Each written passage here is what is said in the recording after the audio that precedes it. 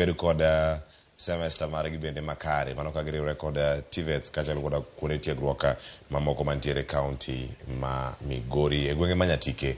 Nyakwara Ramogi Jwang' mano Jo Juma wuok kacha e kaunti mano ma Migori. Ang' wadhi bende waranga ne counties mamoko ni gin gik mage matimore mana kinde ma wantiere ka sani. Koro waduoga ne kore twak ma koro wantiere godo ka achiel kachiel ka koro warango wechego mago mag romo mag rito lwasi ma bende koro sani waseduogo kendo koro pod wantiere e studio kar ka mondo mi warangi achiel kachiel kama gintiere. Jatend piny Kenya Clifford ne oloso e weche moko ma pod nitiere kar ka warango gi gin wechego mago mag bero kor lwasi. Tainya iwinjo kacha weche manowacho ni ero ochak keto wechego mago mag carbon tax. En ushuru ma ijuogo e yo machalo nade ponono. Jomoko kana nya wacho jatend piny Kenya koro chako chiwo weche mag usuru gi ne pinje mamoko mag Afrika mondo mi ochak time yo machalo nade. Mago nyache bedo achiel kuom gigo bende mantiere mar dhiro ahinya jogo mawuok e pinje wagunda mondo ne ni diere gin jogo ma changia maduong' ahinya e wechegi mag lokruok mar kor lwasi. Erokamano. Mokwongo ka wawuoye wach carbon trading kata carbon tax miwacho ni gima duong' monego jopiny owinji en ni iro maketho aluora. Gima duong' monego jopiny owinji en ni iro maketho aluora makelo gimiluongo ni rise in temperature moingo 1.5 degrees Celsius biro nikech mashinde kata kembni mopogore opogore ma joloka tiyogo. Koro ka gitimo manufacturing, in their agricultural production, in all their industrial mechanisms mag production, gi emit gases into the atmosphere. To wane magigo hinyowa moloyo. Koro mane momiwinjo ka jatend piny wacho ni nyocha waloko chik. Ne wan gi Climate Change Act 2016. To no bed amended sani, koro wan gi manyien Climate Change Act 2023. Ma ochiwo nonro mar kaka inyalo tim carbon trading. Tiende ni kigolo gas mar carbon dioxide, to nitiere rapim mipimogo ni golo maromo nade.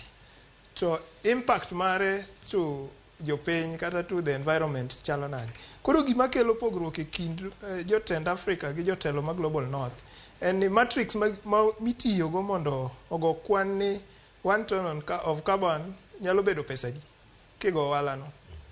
Gine magichiwo. And then gine machalo ni gini dhi miyo gi advantage.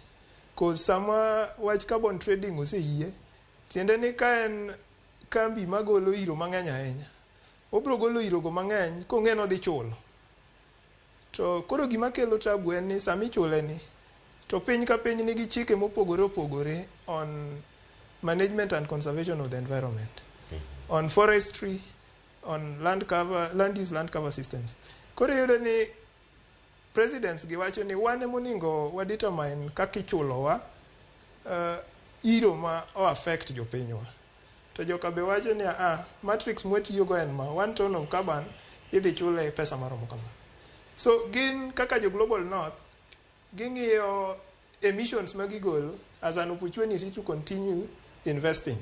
Kech ging'e ni kokoni ni kiwito taka tidhi chulo $5 to in gi taka mang'eny sana midwa wito, to in ja mwandu mang'eny, wito taka no kumiwite no kubichandi nikech in gi ability mar timo ang'owa mar chulo kumiwite taka no.